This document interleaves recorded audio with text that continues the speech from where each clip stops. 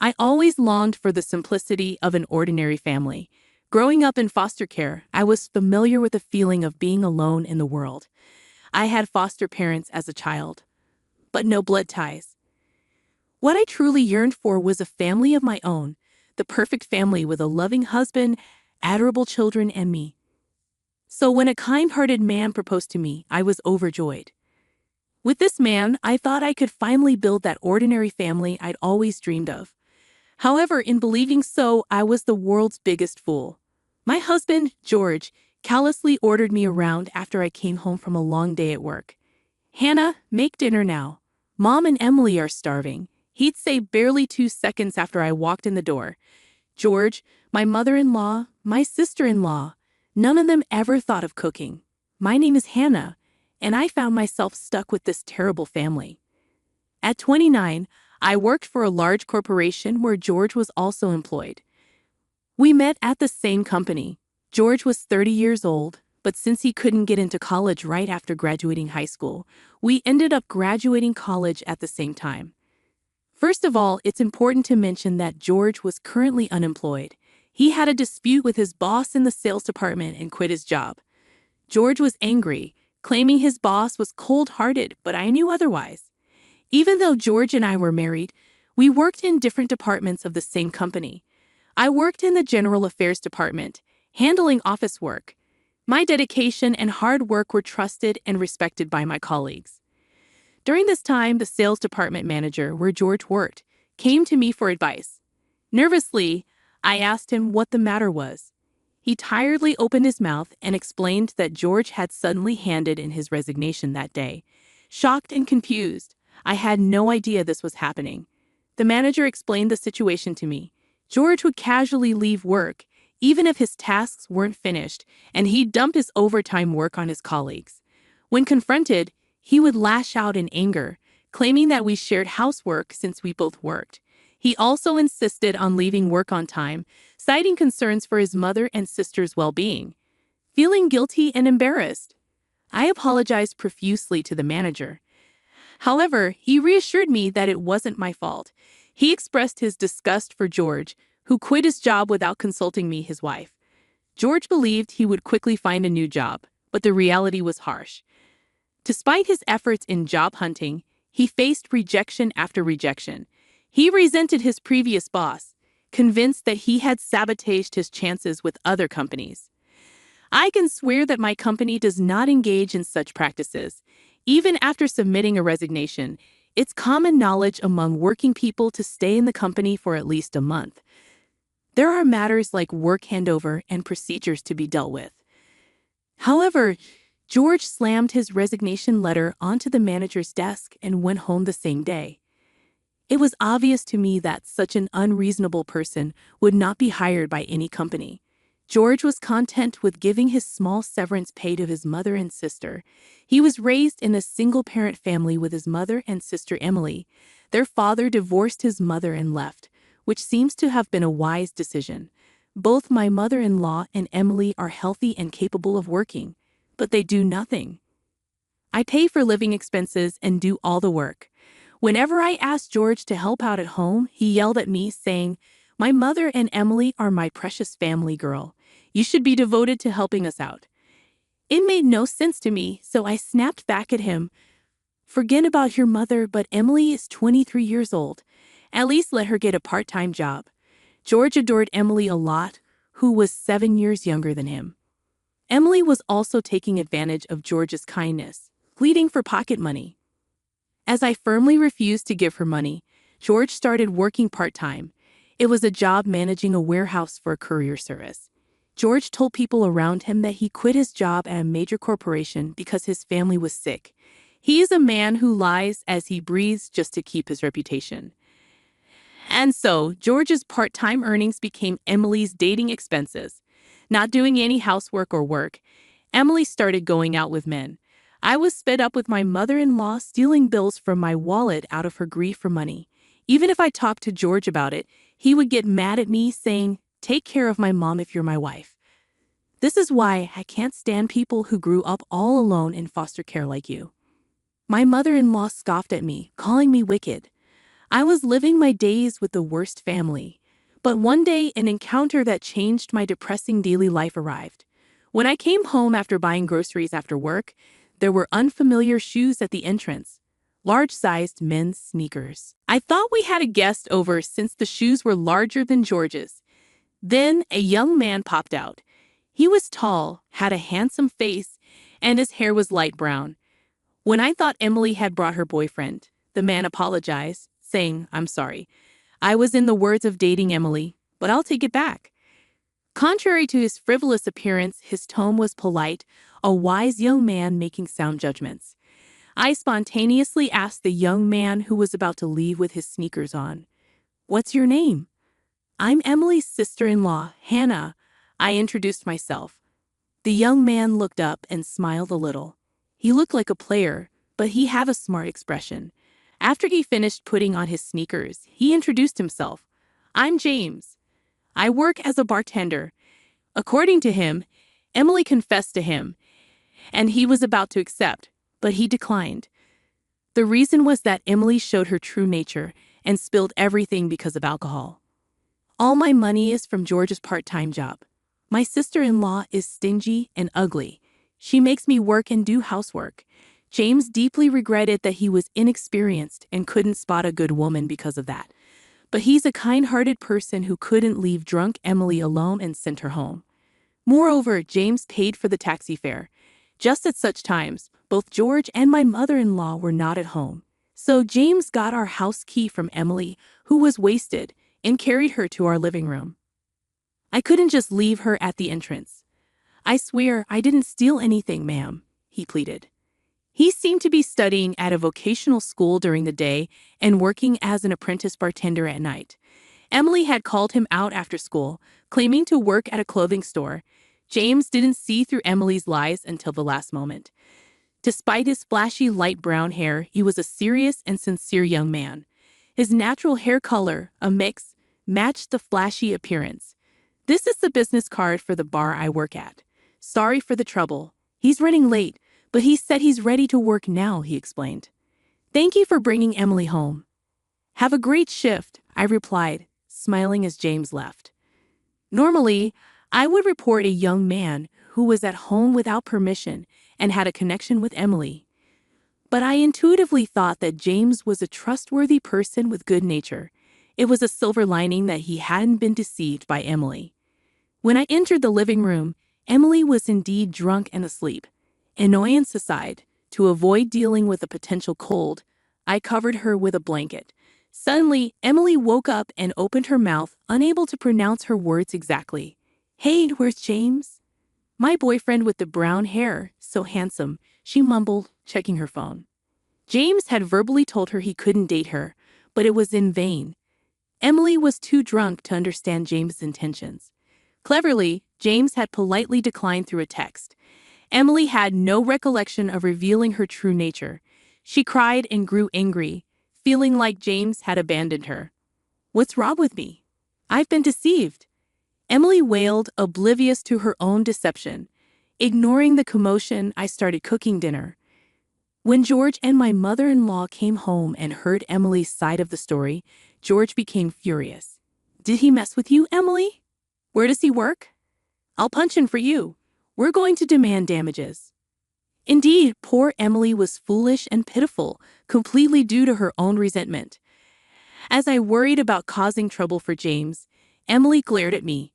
"Anna, did you say something to James?" she demanded, showing me the text on her phone. The message read, "I can't date a liar." Emily had drunkenly revealed everything but thought I was the one who tattled. George and my mother-in-law also confronted me. So I explained the truth of my encounter with James at the entrance. He was trying to take care of Emily and was about to leave the house when we ran into each other. "That's all," I asserted, making it clear that I hadn't said anything unnecessary to him. George clicked his tongue and turned his face away from me. "Emily, let's eat sushi today. It's premium sushi," he declared, deciding to order sushi delivery on his own and indulging with my mother-in-law and Emily, all on my tab, without touching any of the dinner. As I sat alone, eating the dinner I had prepared, the laughter of the three of them echoed through the house. Eating sushi as a family is the best. It makes up for the usual terrible cooking, George remarked between bites.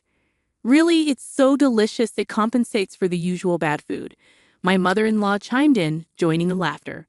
Agreeing with them, George laughed along, enduring their mockery. But amidst their joviality, I felt an overwhelming sense of emptiness.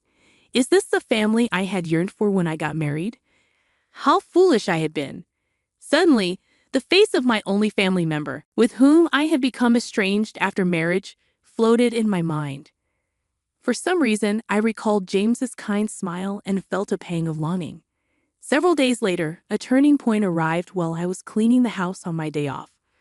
George brought me a bank book. Seeing the deposit notification, panic surged within me. The bank book recorded the savings I had carefully accumulated before our marriage. With a triumphant look, George handed me the cash card. I'm giving the $100,000 you saved to my parents and sister. If you refuse, we divorce, he declared. This was the money I had been saving for our future child's expenses. I had hoped that having a child would change things, that George might distance himself from his mother and Emily. But George crushed those dreams, saying, I care about my mother and sister more than our kid. Do as you like. Realizing that building a happy and ordinary family with George was impossible, I showed him the divorce papers I had prepared. If you accept this, we're getting a divorce. It's over between us, I stated firmly. With joy, George filled in the necessary information on the divorce papers and handed them back. Ignoring his elation over the $100,000, I packed my bags and left the house, submitting the divorce papers, which got registered without a hitch. Returning to my adoptive father's house, I called him. Hannah, come back to your family home, he said. I, who had rebelled against my adoptive father since adolescence, felt tears welling up. Despite our strained relationship, my adoptive father forgave me, even though I had been ungrateful. Living quietly at home, memories from my childhood flooded back. I remembered being taken from the orphanage to my adoptive father's house. At that time, I had an adoptive mother who loved me as if I were her own daughter, but she passed away from illness. During my junior high school days, I began rebelling against my adoptive father. His frequent absences due to work left me feeling lonely. But upon reflection, I realized that both my adoptive father and late adoptive mother had cared for me deeply. Fixated on the idea of a normal family, I had overlooked the love of those closest to me. Now divorced, I felt a huge burden lifted off my shoulders. With this weight off, I threw myself into my work. It was during this time that I ran into James again. As I was leaving work one day, I bumped into the sales department manager in the elevator hall. Good job today. I greeted him, to which he kindly responded, You've been through a lot. You look better than before, and I'm so happy for you. He sincerely praised me for holding up well after my divorce. As I bowed and entered the elevator, the manager's tone turned serious. There's a bar that's been talked about in the sales department, he mentioned. I want to go, but it's a bit too fancy for an old man like me. Despite being married with children in high school, he expressed curiosity about the place. What kind of place is it? A cafe or something? He wondered aloud. He then humbly asked me to accompany him. Knowing the manager's sincerity, I agreed to accompany him to the bar. The bar, recommended by the manager's colleagues, turned out to be a hidden gem in the basement. Don't be nervous, the manager reassured me as he opened the door to the shop. Inside, the decor was chic, appealing to younger crowds. But what shocked me was when I looked at the bar counter and saw James, the bartender I had encountered before my divorce. He seemed a bit surprised but quickly greeted me with a smile. Welcome, it's been a long time, Hannah, he said. The manager, noticing their interaction, raised his voice. Do you know each other? The women in my department have been talking about a very handsome man working here. He looks like an actor, he chuckled. James, however, downplayed it. Not at all. I'm just an apprentice bartender. What would you like to order? As I was not accustomed to bars, I let James recommend a drink for me. Meanwhile, the manager opted for a non-alcoholic cocktail. The atmosphere was serene and the clientele were refined. During our conversation, James mentioned that his father was the owner of the bar. Despite my initial rebellion and college pursuits, I found myself inspired by my father's line of work. As we sipped our drinks, I mentioned my recent divorce. The boss, unusually furious, commented, "That woman's ex-husband is outrageous." "I shouldn't have given him a retirement allowance," muttered the boss. "But did you get drunk on a non-alcoholic drink?" James prepared a mint soda, smiling at me as I forced a smile. He offered the Minnesota to the boss for free. The boss calmed down a bit and, while drinking Minnesota, asked, "Hey, mister, do you send drinks from other customers like in dramas?" James laughed cheerfully at the boss's serious question. "Ah, I've never done it. Urban legend, perhaps." Amidst the pleasant atmosphere at the bar, my phone suddenly rang. I was about to step outside, but James assured me it was okay to answer the call here. Upon confirming it was George, my ex-husband whom I had divorced, I was annoyed by the interruption of the fun gathering, but I answered due to the persistent calls. Before I could inquire about the purpose of the call, George complained loudly, "I can't withdraw money. Your balance is zero." Of course, that's after I transferred the deposit to another account. Would anyone keep a passbook with $100,000 deposit in a house where those three greedy people live? I retorted. The passbook George stole from me was a dummy. The real one was carefully hidden by me. That's how I still had the $100,000. When I informed him, George was dumbfounded. Meanwhile, my former mother-in-law and Emily were overseas, living luxuriously. They gambled, and as their funds started to run out, they attempted to dip into my $100,000. However, they couldn't withdraw the money and were distressed enough to call me. George threatened me to send all my assets immediately. I refused and handed over the dummy passbook obediently. I also relinquished the house in the property division, coldly declaring that I no longer knew anything about it. Meanwhile, James asked me to lend him my phone. In front of me and the boss, he ruthlessly demanded, "George, there is a tab of $3,000 for your sister's drinks. I'm sorry, but please pay." After saying only that, James returned my phone to me. "So work hard for your beloved mother and sister, big brother," I said as George cried for help. But I hung up the call. Apologizing for the fuss, James offered me a cocktail with a smile. "It's on me. An Andrew ginger ale for the boss. Let's toast to the refreshing turn of events. James, the boss." And I toasted to George's miserable fate. From then on, George truly fell into a hell of debt. When he was at a loss in a hotel overseas, a kind gentleman approached him.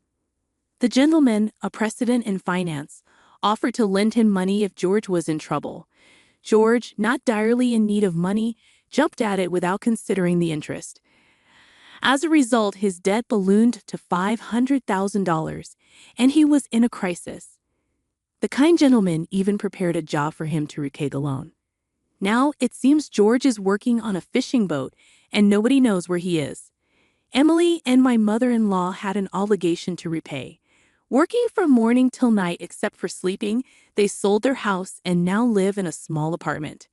I was going about my usual routine at my parents' home when, unusually, my foster father was also present.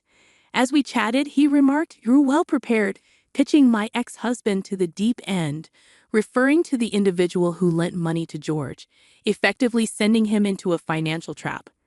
My foster father was a prominent figure in the financial industry, well-connected in various fields. George was on a family trip abroad with the proceeds from selling all of my jewelry, which he couldn't have afforded with just his part-time job salary. When I got married, my foster father had instructed me to safeguard two things: the jewelry and the house.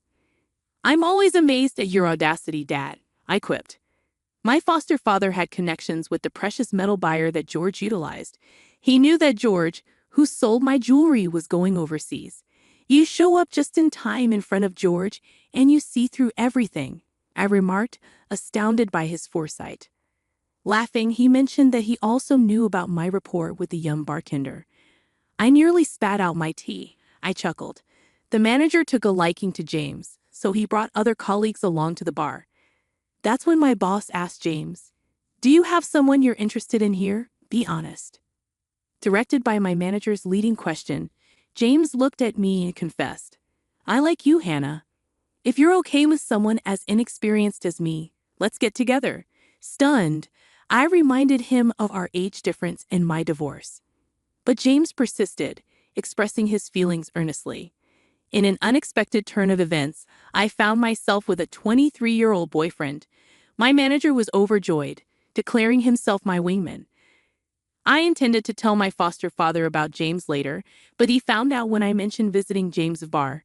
"He's a very nice young man," my foster father remarked, contrasting him with George. My foster father had always been fiercely protective of me, and though he could be extreme, he was a kind father. I felt grateful to have him in my life. When I shared my plans to start a new family with James, he smiled and congratulated me. Next time, I plan to take a break and go to the hot springs with my dear foster father, with James joining us. I promised to marry James, and I could already envision a harmonious family dynamic between my father and James. With a smile, I reported my plans to my father, who returned the sentiment with warm congratulations. "Congratulations, Hannah," he said, sealing the approval for my new journey ahead.